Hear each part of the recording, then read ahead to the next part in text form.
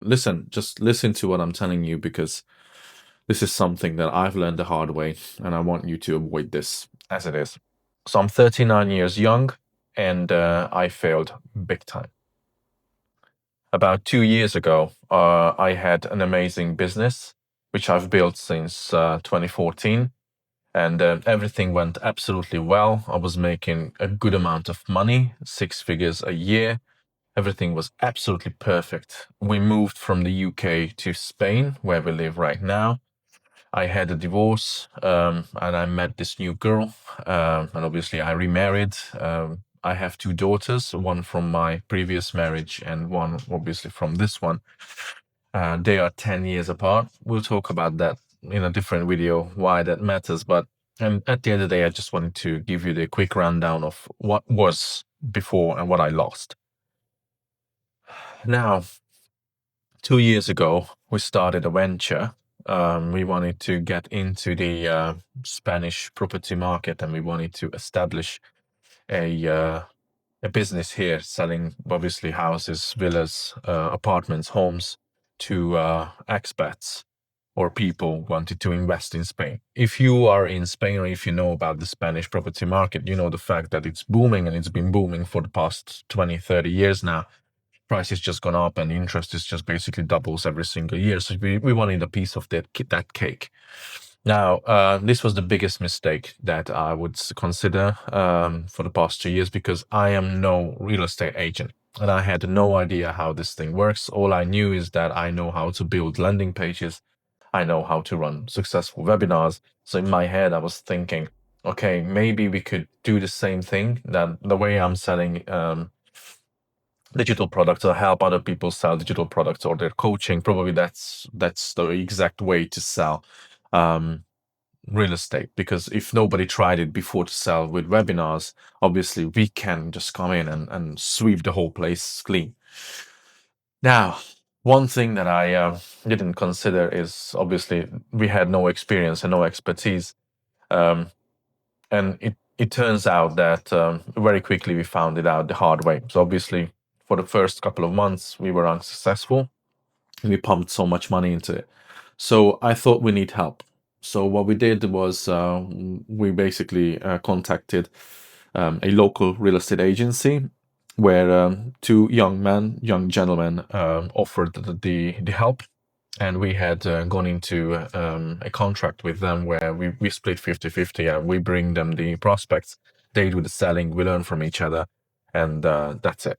Now, long story cut short, I'm not trying to go into this in much detail, but I was stupid because I listened to people who I shouldn't listen to, outsiders, mainly family members, who told me to go against these guys and start our own, why I'm splitting money with them. Long story short. And obviously, the guys maybe sensed something and they started to withhold information. And slowly but surely, the partnership has ended in the wrong foot, on the wrong foot. And what happened afterwards was basically a downward spiral. So they had the social media presence. So on social media, especially on TikTok, they literally started a campaign against us and told everybody to stay away from us, don't do business with us. They didn't say particularly who we were or the name of our agency, but everybody knew who they talking about. So basically, it was like a mafia tactic against us, which was, looking back right now, totally, absolutely adequate because they were angry. I was angry. I was stupid. I was listening to people who I shouldn't listen to.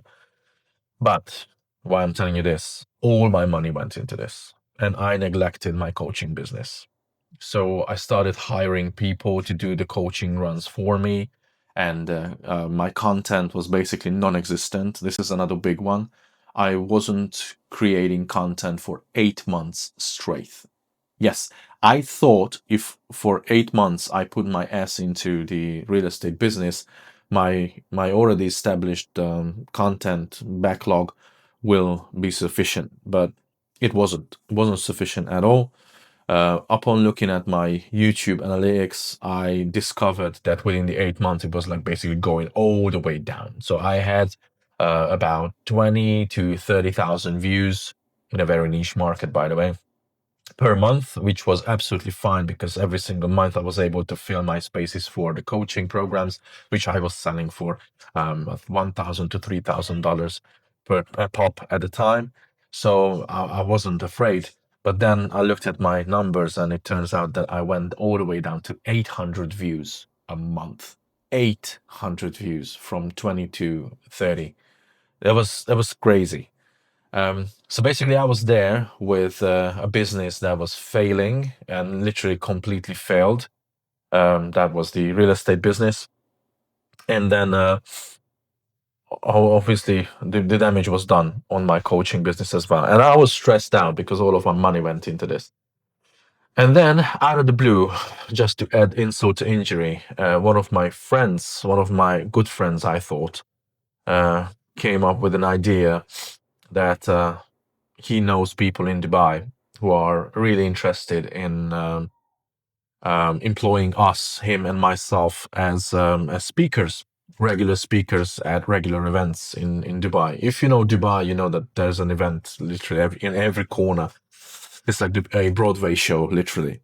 So I was given a pseudo contract where I was offered quite a lot of money, and the only downside was that I had to secure my place.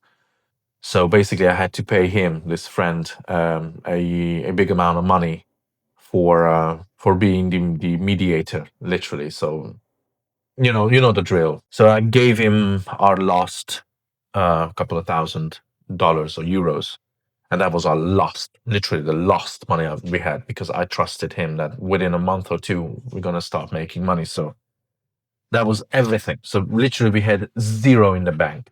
I kid you not. So that's how far I have fallen. I've pumped all of my money into the real estate business. All of my money has I basically shut off everything, and I went all in this Dubai thing. Now, guess what happened? My friend disappeared to the other part of the world, New Zealand, actually, and never heard of him since, which is a shame. He's got done as well, or he had problems and he needed the money, or I don't know. I have no idea. But that was the last straw, basically, that broke the camel's back, as they say. So we lost our home. The bank took it away, and we lost literally everything. I lost my cars. Business has gone. Literally, I went into a downward spiral. Started drinking again, and then we moved in with my mother-in-law. We've got a bedroom for ourselves, and we started building from there. A couple of months later, my baby was born. My wife got eclampsia. Eclampsia is basically some sort of a condition where you start swelling and your body starts to retain water, and that basically goes into your bloodstream and all sorts of other things. I'm not a doctor. I'm not sure how to say it properly, but the long story short, my wife was given 24 hours to live after she gave birth with a C-section. So I was there, literally on my knees, begging to God to save her, and they gave her like 1% chance to live, seriously. And then the next day or a couple of days later, she just woke up, and that's when I knew that okay, it's gonna be all right. It wasn't all right because a month later, that was in August 2025, I've got a heart attack, and that was the end. That's when I stopped smoking completely, stopped drinking completely. I'm not drinking coffee anymore, by the way. It was such a frightening experience. And I started to take care of myself as much as I possibly can. And I sat down in front of my laptop and I said, let's rebuild this shit. Let's do this again. If I was able to do it once, I can do it again. It just needs discipline. And discipline is basically not doing the things that you love over and over again. It's basically doing the things that you hate, but you know that it has a reward down the line over and over again. And discipline comes into play and kicks in when you can't see the reward. So you have to do it over and over again. So that's when I started a brand new YouTube channel. That's when I deleted all social media, my Twitter, Instagram. I had it all the way built up to tens of thousands of followers. And I deleted everything, everything. I had an email list. I emailed people on that email list. It was a small one, but very direct. And I emailed them and I asked them, shall we work together? Because I'm back. It's been 18 months, but I'm back on track. Shall we work together? And a small handful of people, actually, seriously, a handful of people reacted back from that email list, which was quite active 18 months ago. Anyway, they said, okay, yeah, sure, yes, we are glad that you're back. They were happy to pay the fee, obviously, because I have a fee to work with. I mean, at the end of the day, if I spiraled down and I lost everything, at the end of the day, the expertise is still there. So I took that money and I reinvested that into my own education. So I started to pay coaches to get myself back on track, and therapy as well. And here we go. This is it. This is the rebirth right here, right now. So on this channel, basically, I am doing everything from day one, from zero. Hence the fact that if you're watching this video as I'm uploading this, you may see that I currently attracted only 3 people as subscribers, and most of my views are basically one digit. So like 4 views, 5 views here, 13 views, so here and there, and some of the short videos that I'm posting here get literally minuscule viewership, which is okay because this is something that I wanted to convey to you as well, because I've been doing this since 2014, so I'm not a new kid on the block. Absolutely, it absolutely takes time, because on YouTube or in content creation in general, there's only 2 schools of thought. One of them is you can create content that has the possibility to go viral very quickly. And that is basically, as Hormozy put it, Alex Hormozy put it, if somebody sits at a chair and a grandma runs to you and slaps you across the face, that video will always get millions of views, or 10 times more views than me sitting here talking head video trying to give you life wisdom. So the second school of thought is this type of content, which is not fancy. The editing is not over the top. I don't have anything sexy to show you or anything beautiful to show you.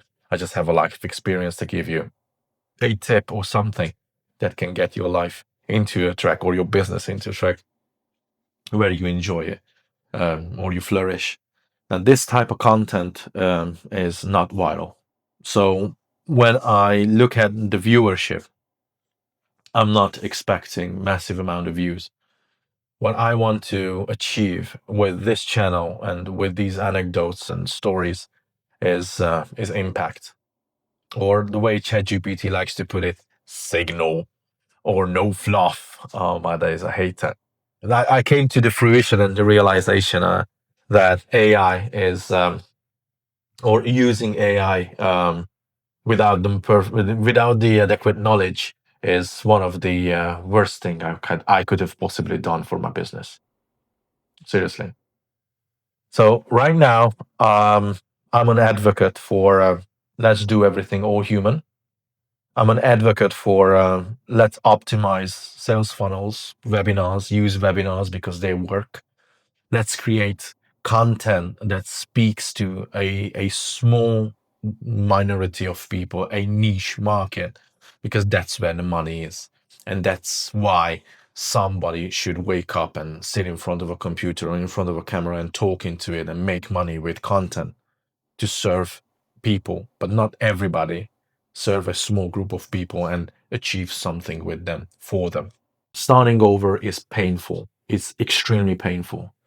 But sitting in a dark room, drinking yourself to the ground, and hope that somebody will come and help you up and help you out and save your ass, that's worse. That's way worse than sitting down and starting over.